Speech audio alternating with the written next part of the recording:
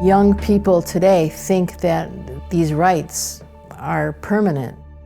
We did not have them. We saw them come, and we are watching them go. The U.S. Supreme Court is being asked to overturn the 10-year-old decision that legalized same-sex marriage nationwide. Specialized suicide and crisis hotline, GLAAD. To cut funds for HIV prevention at the CDC. An executive order requires the country only acknowledge sex, not gender, from prison. We have people who have been courageously out their whole lives, and there are people that have not lived openly until they came to our building and haven't experienced this backlash before.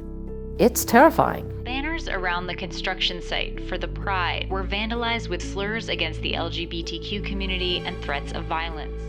I don't know where it ends up, but I do know that we can be together and our doors open so that LGBTQ groups that are feeling not welcome in the rest of the world are welcome with us.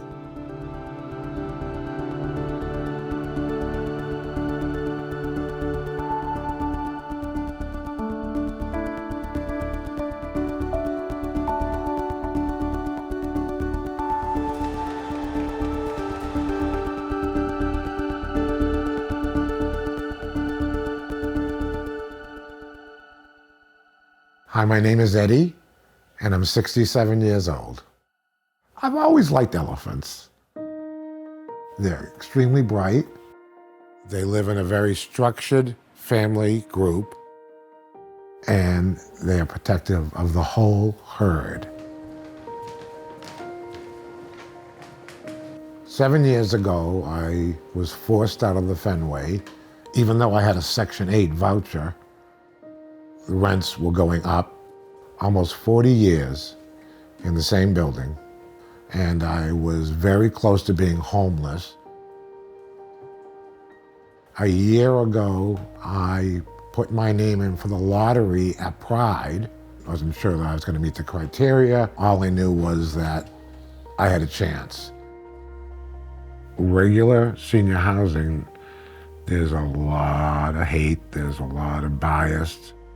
Older LGBT people, seniors, a lot of them have to go back in the closet. This is a safe environment to be who you are.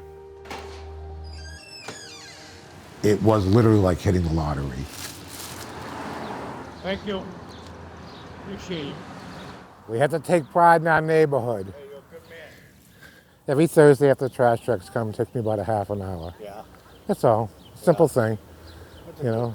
You know who started me on this? Who? Former Governor Michael Dukakis. I'd see him stoop and pick up trash. Yeah. And I said to myself, a three-time governor, Yep. presidential candidate, if he can stop and pick up trash, Yep. Anybody can. anybody can.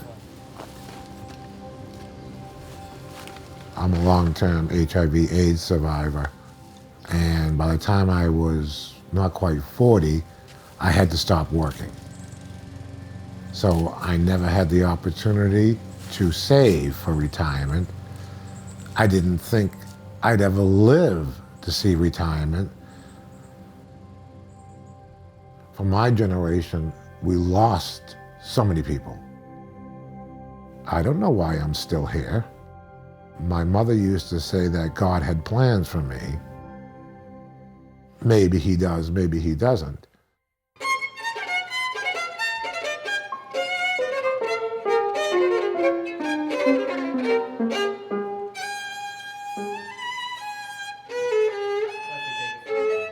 Oh, I went too slow. I'm sorry. I came out as transgender in, it was either 22 or 23. It's only been a couple of years.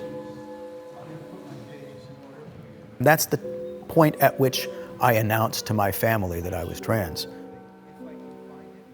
There was a lot of unhappiness and anxiety.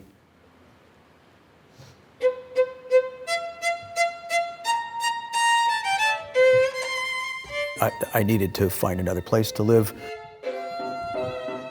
And what I was trying to do was to find a place that wouldn't repeat my experience of living with people who were not compatible with who I was becoming.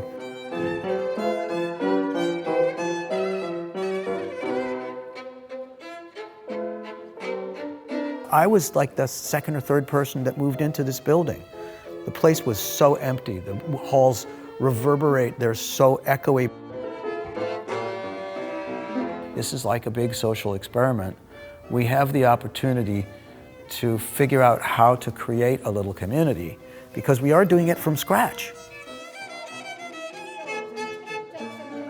I really, really, really crave the idea of developing queer community. That's a good reason for living here, since this is, LGBTQ senior housing. It's where I live, you know, with other people like me.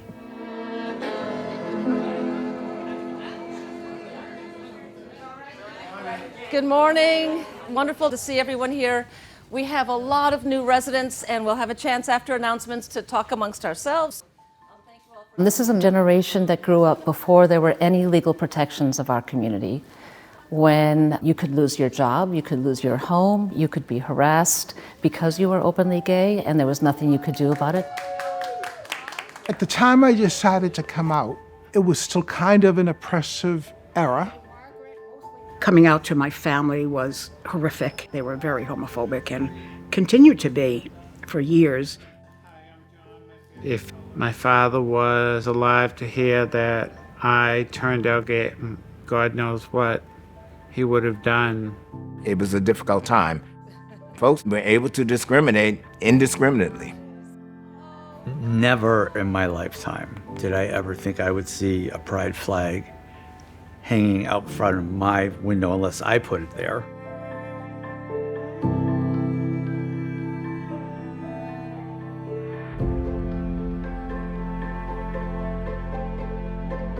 Everyone is welcome at the Pryde, members of the LGBTQ community and folks who are not members of the LGBTQ community. They just have to be over 62 years old and they have to qualify by income. I think we're about 80% full now, which is fantastic. We have this lovely public community center. So looking at the calendar, there's like a million things going on. I feel enormous personal responsibility for whether we succeed in doing what we've promised our residents we would do.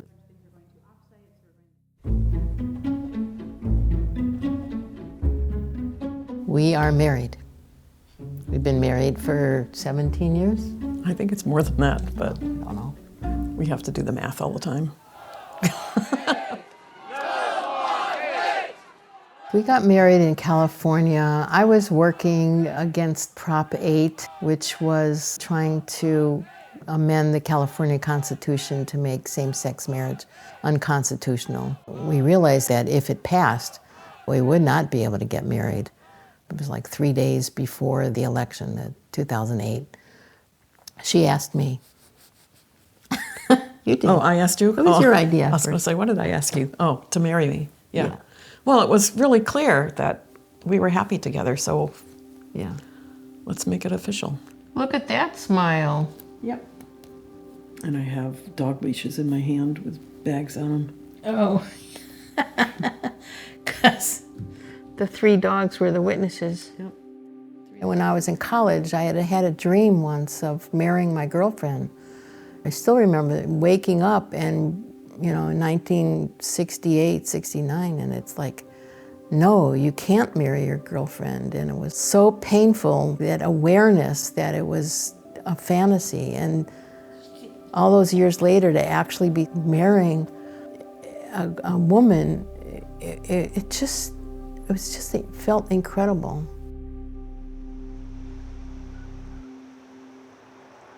We were living in Dedham. We had everything we wanted there. It was very convenient. We were in a 2-family house, but we didn't have any community around us. And that's one of the big things that we were wanting as we age. So you hold this like this, and you press it, and now you draw. Press what? You press the A button. I love it. I love living here. I love all the resources that we have. We started a weed tournament in the fitness center. Oh my God. Bullseye. I'm gonna have to smack you.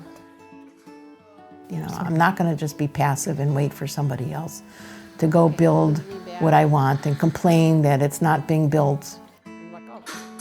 There, you got on it. Pretty good. 6. So I do things that I enjoy for myself, but I include people around. Yeah, proactive. Right in the pocket. Oh, yes. Unbelievable. Unbelievable. Thea's the extrovert. I'm the introvert. So it's been more of an adjustment for me. I can't say yet, I love it here, like she can. But I'm learning how to take care of myself in community. It's a strike. It's a strike. Yay. Well done. 3, 2, 1. Turning a school building into housing is enormously complicated. So I'm just so grateful to every elder, every early architect in this movement who knew in real time that they were writing the blueprint for someone else's survival. The support in Boston in particular for the work that we're doing is critical. We got state funding, City of Boston funding, federal funding, and then all of the private funders who help make this happen. But we still have a target on us. We need to stand together to say that this is hate, this is cowardice, and we are going to build a different community together. A month after our groundbreaking, vandals attacked the building with anti-gay rhetoric, a threat to burn our building down, and luckily didn't do any damage, but it was devastating to this community. Someone asked me once, well, what if there's trouble out front of here? I said, I'd be the first one out there. This is not new to us. I don't need excitement here. I just want safe. And if there weren't all of this stuff going on the outside, I would be much happier. There's a feeling of safety in numbers, perhaps, but there's also that possibility that you become more of a target because everybody knows you're there. I grew up in Massachusetts. My father was an engineer and my mother was a piano teacher. This is the new arrangement that we're going to use for the reverie. Oops. That's not what I wanted. Oh, crap. A lovely man came to our school and demonstrated violin for us, and I went home to Mommy and said, I have to play the violin. And she said, you have to wait 2 more years. Play piano some more. How do you fall in love with an instrument? You just do. When you hear the sound of a particular instrument, you feel it in different parts of your body and your soul and your mind, your heart. That's why violin was the thing. I think some of my things might still be in the attic in my wife's condominium. And knowing that I had limited space, I didn't bring every darn thing that I own. It's my New England Conservatory grade transcript for my bachelor's degree. I had pretty good employment. I had good success. I played in a lot of symphony orchestras. But then my jobs didn't always last that long. And I questioned whether it was something about my own performance or maybe it was something else. There was always a discomfort, and it contributed, I think, to some extent to my failures in life. Okay, this is not what I look like now. Beard. It's like the thing I'm constantly trying to get rid of with electrolysis and everything. I have a grown daughter. She's now 23 years old, and she's stayed in Easton, and my wife is still there.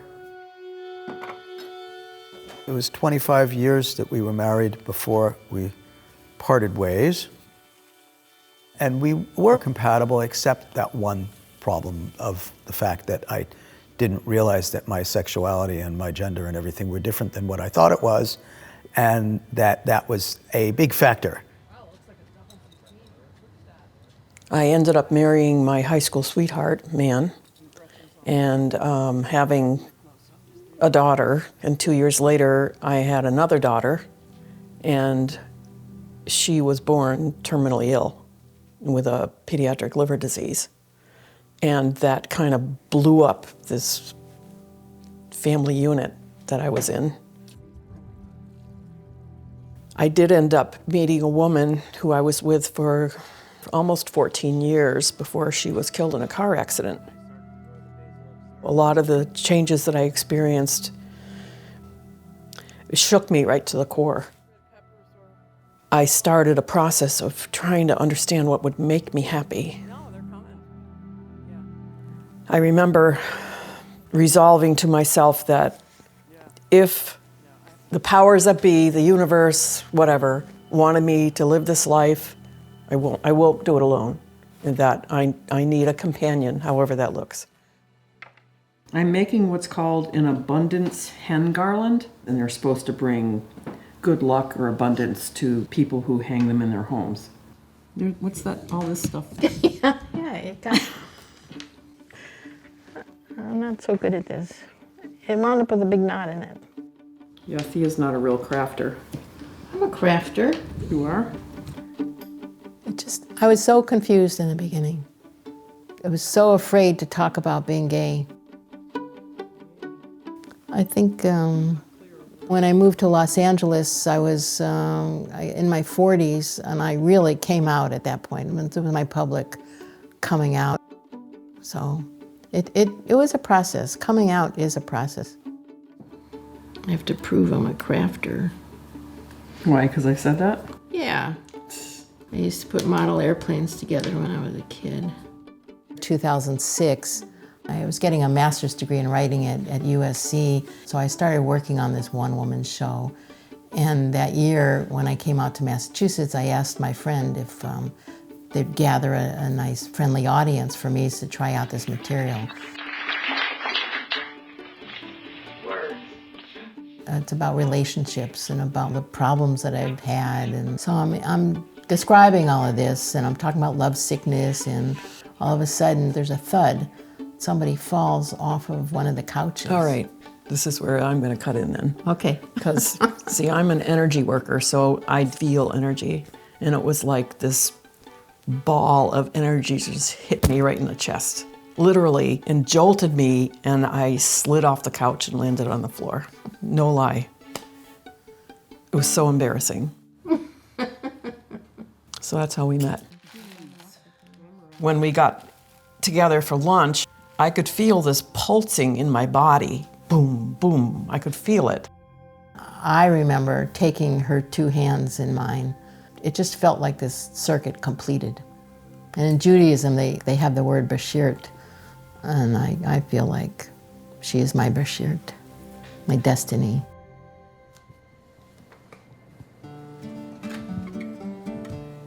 I grew up in Burlington, Massachusetts, in a big Catholic family. I am the sixth of 8 children. I'm the only one they planned on, though. You can cut that out. There's a picture of me when I was probably 15. Look at the hair. Always knew I was gay. I didn't know what the terminology was. I knew I was different. I think this was the year I graduated high school. I would have been 18. Look how thin I was. And handsome, and handsome. And this is about 20, because I had just moved to the city with my friend Mark. That would have been 1978. The Fenway was really a decrepit neighborhood, but it was affordable. It was a known gay neighborhood, so I felt relatively safe.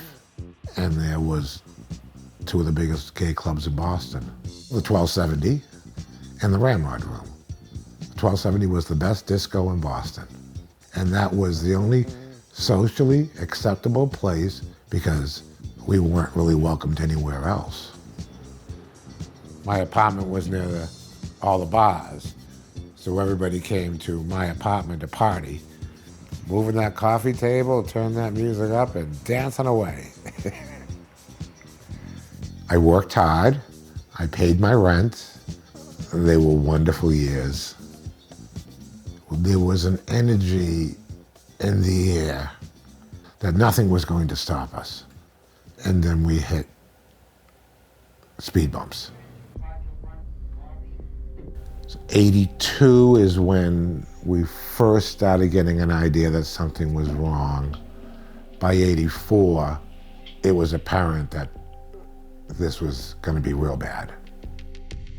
The number of cases has increased dramatically, as has the cost of caring for the AIDS victims. Insurance companies were cut on... Silence equals death! Silence equals death! Someone would get sick. How much longer must we wait? Then they would die, and before you even had time to mourn them, somebody else was sick. This plant here, I call her the B word.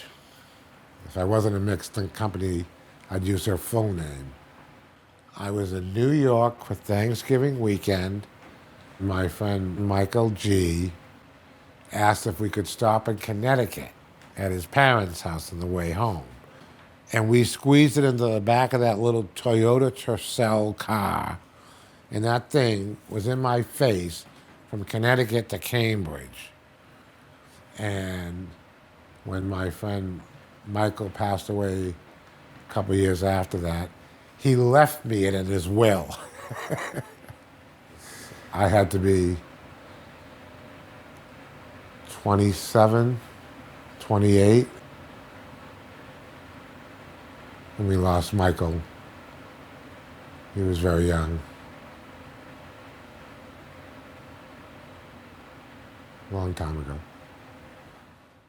The Trump administration is considering a new plan to cut out the CDC's division focused on HIV prevention. The Supreme Court has ruled that parents should be able to opt their children out from LGBTQ-themed books in public schools. 10 years after the Supreme Court ruled in favor of same-sex marriage across the United States, it could now be overturned. Rescinded federal funds to, and this is so important, to any program that promotes transgender ideology using taxpayer dollars. We're not going to do it. We're not going to do it. I see what's going on in society now, and I have flashbacks to what it was like in the early part of the AIDS epidemic. I'd like to put a substantial amount to cure homosexuality. It wasn't just people getting sick and dying. It was the hatred that came along with it. So I'm here to protest.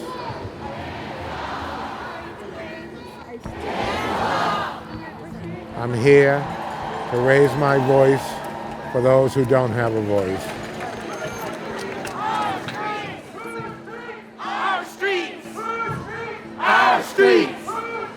Our streets! What's going on in this country? That wasn't the America that I grew up. Fascism, I'm really afraid of.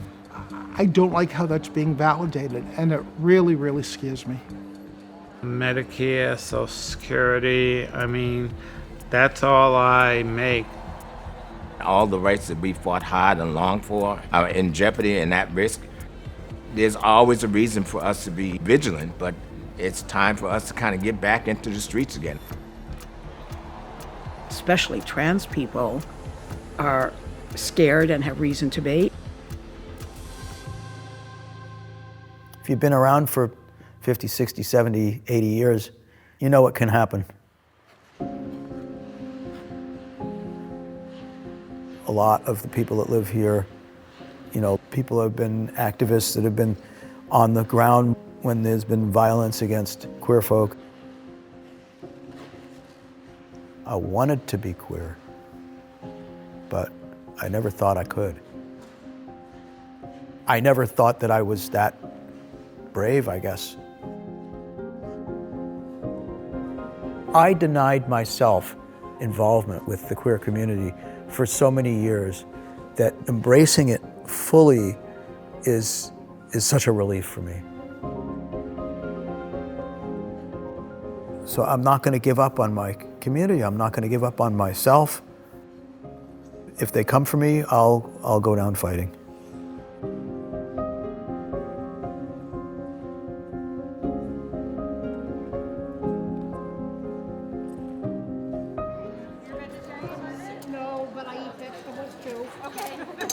that is Greek dressing, right? Yep, Greek dressing. What did you bring? Carrot cake. Oh my God, this is Eddie, everybody. He lives Hi. upstairs. Yeah, people let the color of their hair go. Yeah. Welcome, everybody. We're so glad that you're here. Shirley and I produced this film, and I wrote the script. See, this is a musical, and when we first started, we had to borrow songs like "You Don't Own Me," and I used to love to sing. We are in the process of undoing 70 years of civil rights and LGBT rights and women's rights. That is the reality. That's what's happening. No, no, no. We need to rise for women's rights. We're not as one, we should unite. We want to change. It's very easy to get caught up in the fear, and I won't. We all have a right to exist and create our own happiness. Who has a right to take away our happiness? We moved here in December of 2024. December 11th. And 10 days later, we had our wedding here. So. Because of the election and because of what's happening politically, we kind of realized that we were potentially compromised in some way by not having a Massachusetts marriage license. So we don't look at it as a renewal of our vows. It was more a protest wedding. People didn't know who we were. It's like we walk in and, oh, we're getting married. Oh, it's a and wedding. You're invited to our wedding. It's the first wedding at the Pryde. Yeah. So many people who came just out of curiosity never experienced what we did with the hand fasting cord, doing like once around our hands and then passing it out into the audience of the people so that they could hold it too, because we're creating community. And it was really very meaningful. Probably more in my head than what they experienced, but it was very meaningful. I think it was meaningful to everybody. People are still talking about it. You are legally married in the state of Massachusetts.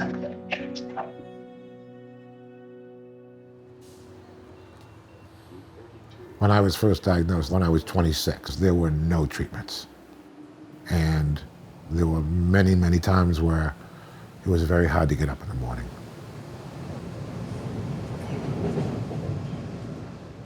But I also decided AIDS was not going to define me. I was going to define what living with AIDS was like.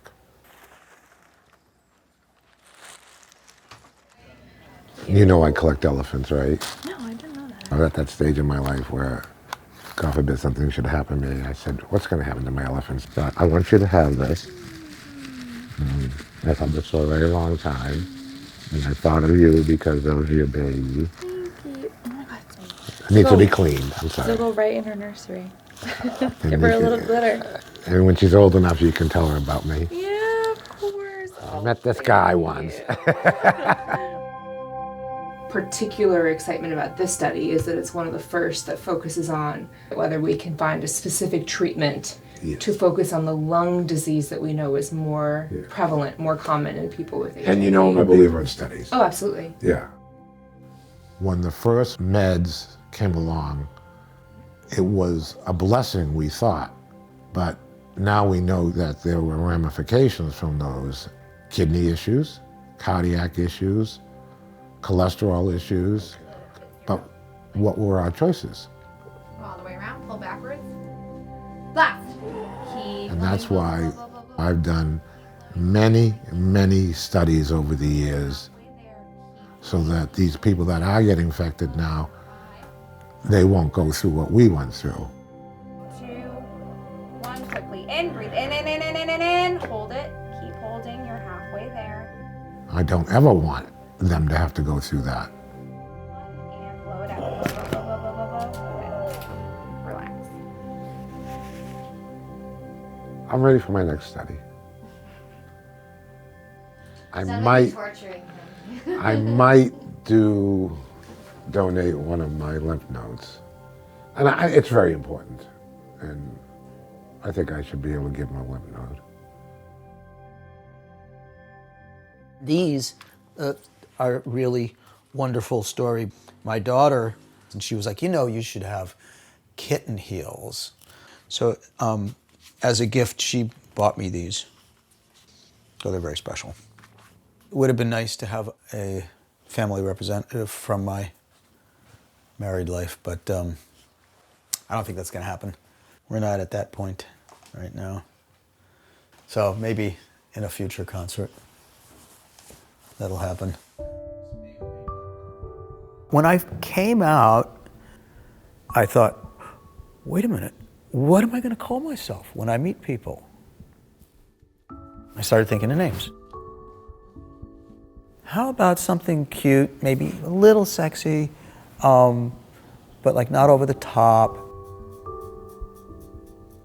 It's a non-threatening name. It doesn't have a lot of baggage. And I thought, yeah, I'll go with that, Bunny. I'm not doing anything else. I'm gorgeous already.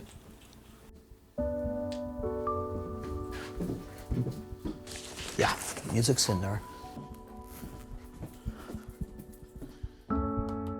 This was Sunday's cake, and it's already gone moldy. In the old days, I would save them for people I don't like.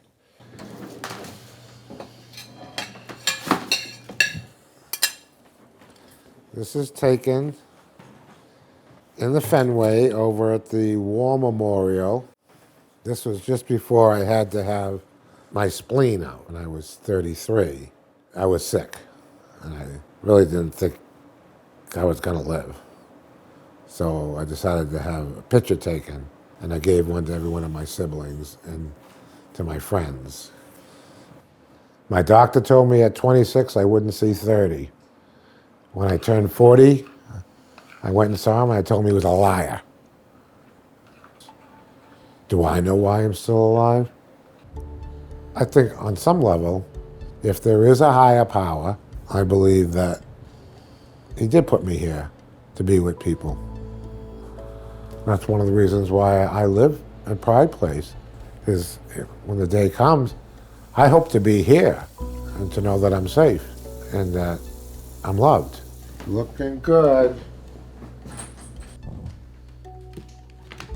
At one time in the Fenway, I knew every one of my neighbors. We knew each other and we looked out for each other. And I have the same feelings here that I did back there, that I'm part of something bigger. Showtime. We should have a permanent sign at Cake by Eddie. I know, we should. We need a cake night. We're the only non-binary transgender orchestra, actually, so far as I know, in the world.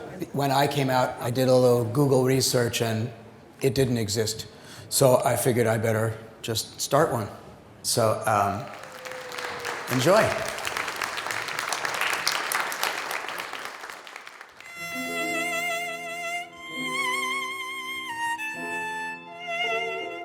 The thing that really made me decide that I had to come out to people was my desire to be honest. I didn't want to carry this secret with me to the grave. I didn't want to die never being able to experience being a woman. That would have killed me by itself. As soon as I realized that I was gonna come out, I felt like I was a flower that was blooming, and it was just blooming bigger and bigger and just becoming more and more colorful and more beautiful every day. It was just magnificent. There's nothing as beautiful as finding yourself.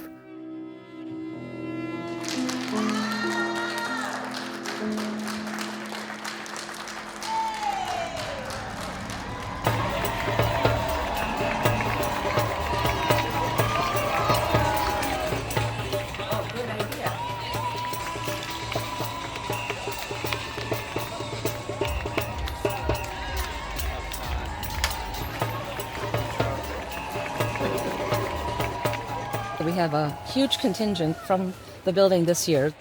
The last lease was signed, I think, on the first day of June. So now every single apartment at the Pryde, all 74 apartments are occupied. And I can't talk about this for too long without starting to cry, because to see people coming out of their shells and coming out of the defensive posture that many had to live in to survive before they came to the Pryde is just extraordinary. Here we go, this is exciting.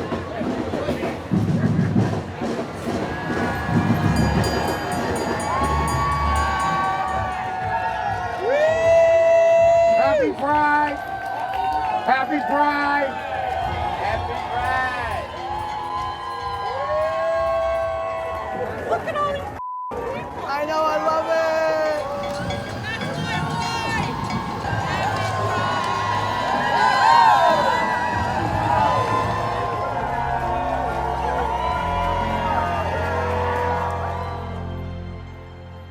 My generation fought for a seat at the table.